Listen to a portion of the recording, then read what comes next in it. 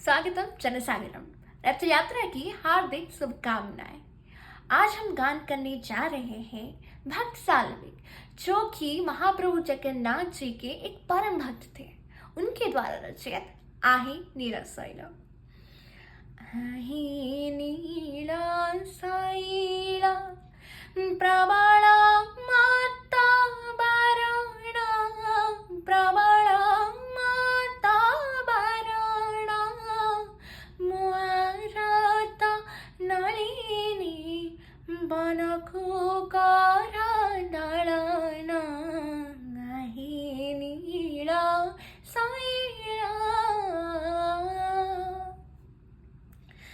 गजराजा चिंता काला, थाई घोर चलिना। चक्र पेशी नक्र नसी उधारिला आपण,